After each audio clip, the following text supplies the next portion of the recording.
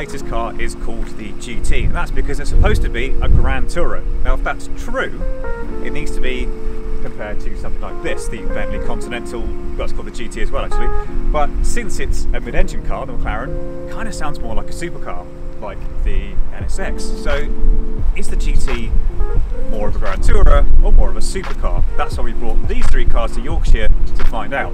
But first we had to get here, so let's rewind to the action a few hours ago. How you doing, boys? Hello. Not that cold, could be worse. Will's Evo doesn't have a heater in it, so... Sorry? Will's Evo doesn't have a heater. So... I thought you said yours as in the SQ8. I was like, I'm pretty sure they put one in there. Matt, first impressions? It looks like a lot of other McLarens in here. Yeah, I have to say it doesn't feel very much like a GT, as Benson said. It just looks rather a lot like a very nice 570S, well, or a 570 GT. Interestingly, they are keeping the 570 GT on sale. For how much longer I don't know, because surely this is a replacement for it. But I don't know. Let's see how the sort of cruise up the motorway goes, because that really is kind of the first sort of active test for this thing.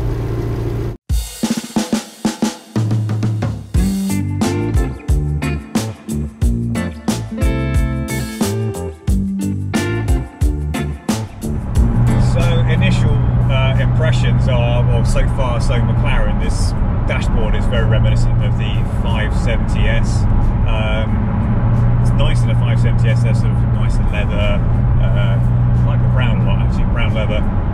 Big thumbs up from me, but yeah, it is loud, so if you can, so I'm doing about 65 miles an hour, and as I'm sort of going back on the throttle to accelerate up to 70, yeah, it's kind of not sort of serenely quiet as a GT can be. The ride is good, but the thing is you have to tack a caveat to that. It's good for a supercar. The McLaren's not comfy, really. It's just kind of, it's like the same as any other McLaren, but kind of just nicer inside. I like the spec, it's a nice colour, but it's still, I wouldn't want to be in it for a super long time. And already, the sat-nav has messed up. Every McLaren I've ever driven, the sat-nav just messes up. What are you saying on the NSX? I wasn't sure about it, but seeing it, I think the orange probably makes a big difference. It makes a huge difference to how you look at it because it's just so bright, but the inside's just a bit Honda, and it, like the paddles, every time you click it, it's like playing with an Xbox, and all the plastics are all very nasty and it's all fake metal, but it's unbelievably fast and it's actually quite nice to cruise in. So, but I need to have a go into Bentley and see. That's probably the best GT, so yeah.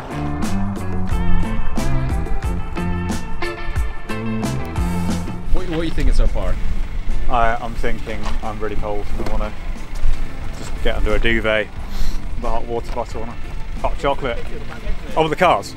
Yeah, the cars. What do you think about the car? Yeah, sure. Of me? Just of Will. Of Will, yeah. Pose please. Naked only. McLaren, it's not really a GT car. Obviously we can assess its dynamic capabilities here, but as a GT car, this absolutely blows out of the water. Actually the NSX I thought was just as pleasant as the McLaren to drive, if anything maybe a little bit quieter, so on a kind of long cruising sort of journey, actually the NSX is probably just as good as the McLaren. It doesn't bill itself as a GT car. So yeah, I am slightly confused by the McLaren. Maybe it'll make more sense out here. We'll wait and see.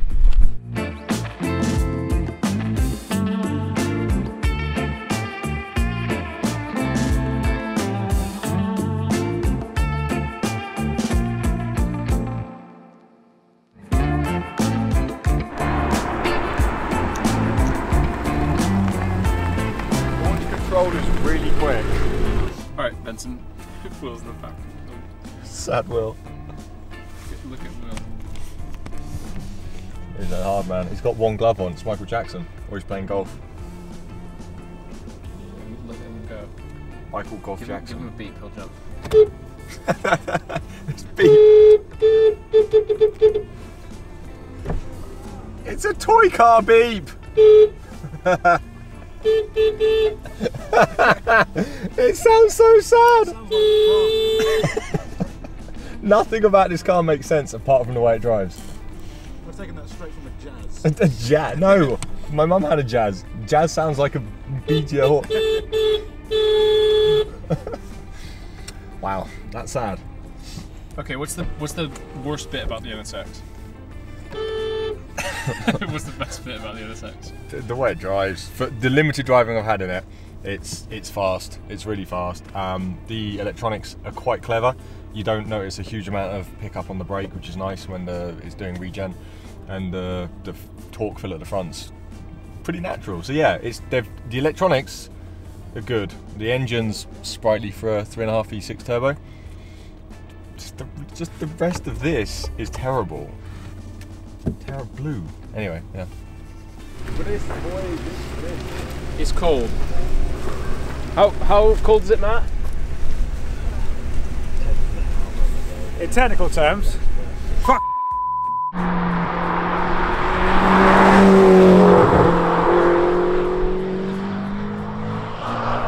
We finally made it to the North York Moors. I've got my coat on now just because it's really cold and we're in and out of the cars in the McLaren, and it is, as suspected, starting to make a certain degree of sense out here.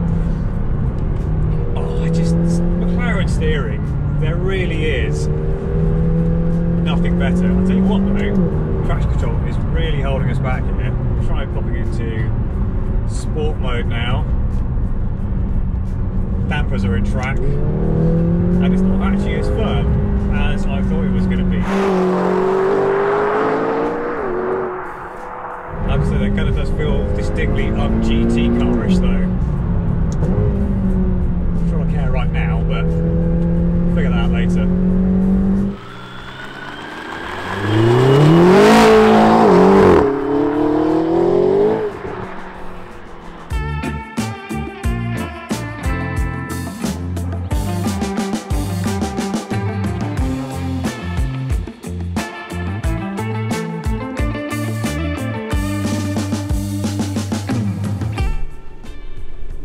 It's cold.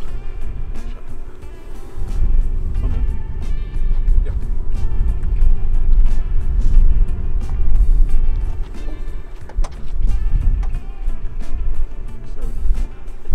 So as we had suspected, the GT is really more of a supercar than a GT car. It is a very usable supercar, but then you could say the same about the 720S. And if you want something more hardcore, there is the 570S or even the 600 LT. What we're trying to say is McLaren's range is maybe getting a little bit confusing. There's plenty to like about the GT, we just wouldn't call it a Grand Tourer. Am I allowed to say it? It's a wrap! Woo! It's a wrap! It's a wrap, Will. What? It's a wrap. It's a wrap, finally, means I can go and get in the warmth and regain some hands.